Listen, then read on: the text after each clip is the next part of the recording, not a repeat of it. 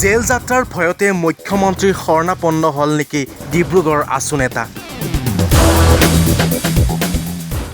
নিজৰ কুকৃতিৰ পৰা ৰক্ষা পাবলৈ গেৰুৱা বসন পিন্ধিলে নেকি আছু নেতাই। নিজৰ কুকৃতিৰ পৰা ৰক্ষা পাবলৈ বিভিন্ন দল সংগঠনৰ নেতাই বিজেপিত যোগদান কৰা খবৰ ইতিমধ্যে আপোনালোকে পাই আহিছে আৰু ইয়াৰ বাবে বিৰোধীয়ে বিজেপিক নাম দিছে ৱাশ্বিং মেচিন বা ৱাশ্বিং পাউডাৰ। এইবাৰ বিজেপিৰ ৱাশ্বিং মেচিনত নিজক পৰিষ্কাৰ কৰিবলৈ সোমালে নেকি আছুৰ প্ৰাক্তন সভাপতি। ইফালে বিজেপিত যোগদান কৰা প্ৰাক্তন আছু নেতাৰ বিৰুদ্ধে এজাহাৰ দাখিল আছুৰ। আছু কাৰ্যালয়ত নিষিদ্ধ ঘোষণা। বিজেপি তথা প্ৰাক্তন আছু অৱনী কুমাৰ গগৈৰ। ইজনৰ পাছত আন এজন আছু নেতাই বিজেপিত যোগদান কৰাক লৈ সদৌ অসম ছাত্ৰ সন্থাৰ ভিতৰচৰাত সৃষ্টি হৈছে তীব্ৰ চাঞ্চল্য। দেওবাৰে ভাৰতীয় জনতা পাৰ্টীৰ নীতি আদৰ্শৰ প্ৰতি আকৃষ্ট হৈ সদৌ অসম ছাত্ৰ সন্থাৰ ডিব্ৰুগড় জিলাৰ সদ্য পদত্যাগী সভাপতি অৱনী কুমাৰ গগৈয়ে মুখ্যমন্ত্ৰীৰ বাসগৃহত বিজেপিত যোগদান কৰে। সদ্য পদত্যাগী জিলা ছাত্ৰ সন্থাৰ সভাপতি তথা বিজেপি অৱনী কুমাৰ গগৈৰ বিৰুদ্ধে বিত্তীয় কেলেংকাৰীৰ এতিয়া অভিযোগ উত্থাপন হৈছে। BCPLৰ সামাজিক দায়বদ্ধতা গোটৰ আঁচনিৰ অধীনত জিলা ছাত্ৰ সন্থাৰ কাৰ্যালয়ত ডিজিটেল পুথিভঁৰাল নিৰ্মাণৰ বাবে আবণ্টন দিয়া 10 লাখ টকাৰ পুঁজিৰ কেলেংকাৰীৰ অভিযোগ উত্থাপন হৈছে।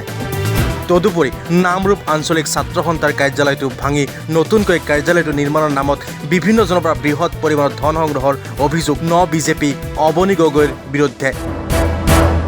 এনেবোৰ বিত্তীয় কেলেংকাৰীৰ তদন্ত আৰম্ভ কৰাৰ ভয়তে বিজেপিত যোগদান কৰা বুলি অভিযোগ জিলা ছাত্ৰ সন্থাৰ। আৰু ফলত আজি জিলা ছাত্ৰ সন্থাই অৱনী কুমাৰ গগৈৰ বিৰুদ্ধে ডিব্ৰুগড় সদৰ থানাত দাখিল কৰিছে এজাহাৰ।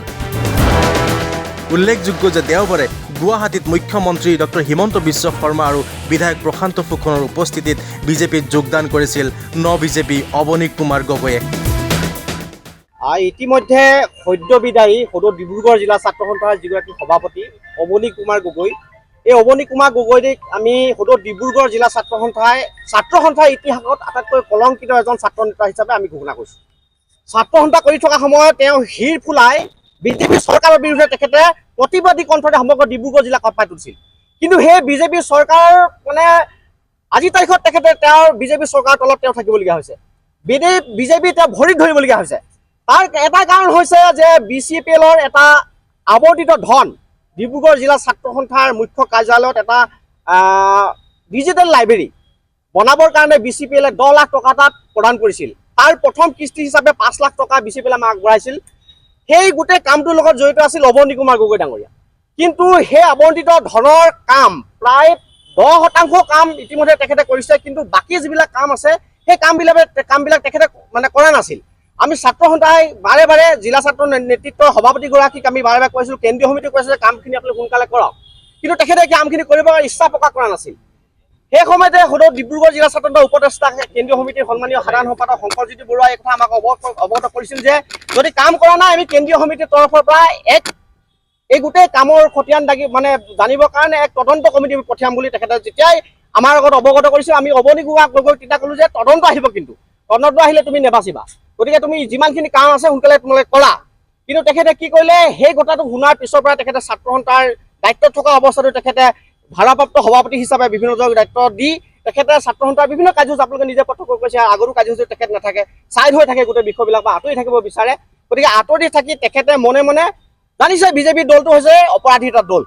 যোনে অপৰাধ কৰে সেই মানুহবিলাকে বিজেপিৰ ছত্ৰ ছাইডলৈ যায় বা তেওঁলোকৰ ভৰিত ধৰি হিমন্ত বিশ্ব শৰ্মাৰ কাষলৈ আগবাঢ়ি যায়। গতিকে অপৰাধ কৰা এজন ব্যক্তি যাবই বিজেপিলৈ। গতিকে অপৰাধীৰ ৰম্য ভূমিত পৰিণত হৈছে বিজেপি দলটো। গতিকে এই বিজেপি চৰকাৰখনে বা বিজেপি দলটোৱে এনেকুৱা এজন অপৰাধী তেওঁলোকে লৈছে, গতিকে বিজেপি দলটোৱে অপৰাধী দল। গতিকে ইয়াত আমাৰ ক'বলগীয়া বিশেষ নাই। তাৰ লগে লগে নামৰূপতো তেখেতে কাৰ্যালয় এটা ভাঙি দিলে, যিটো ঐতিহাসিক এটা কাৰ্যালয়, তেখেতৰ পিতৃয়ে সেইটো কাৰ্যালয় বনাইছিল। সেই পিতৃয়ে বনোৱা কাৰ্যালয়টোৱে ভাঙিলে, ছাত্ৰ সন্থাৰ কাৰ্যালয় তেখেতে বনাম বুলি তেখেতে ভাঙিলে। আৰু ইতিমধ্যে আমি নামৰূপৰ পৰা গম পাইছোঁ যে বিভিন্ন জনৰ পৰা তেখেতে লাখ লাখ টকা সেই কাৰ্যালয়টো পুনৰ নিৰ্মাণ কৰিম বুলি তেখেতে উঠালে, কিন্তু সেই কাৰ্যালয়ৰ আজিৰ তাৰিখত তেনেধৰণে পৰিছে। সমগ্ৰ নামৰূপবাসী ৰাইজ কালি যিহেতু বিজেপিত যোগদান কৰাৰ পিছত সকলো মানুহে তেখেতৰ ওপৰত তেখেতক গালি পাৰিবৰ ভাষাৰ অভাৱ হৈছে আজিৰ তাৰিখত ক'বলৈ গ'লে।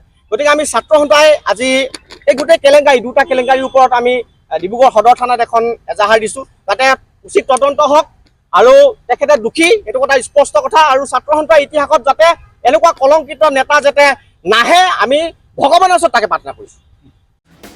News desk my news north east.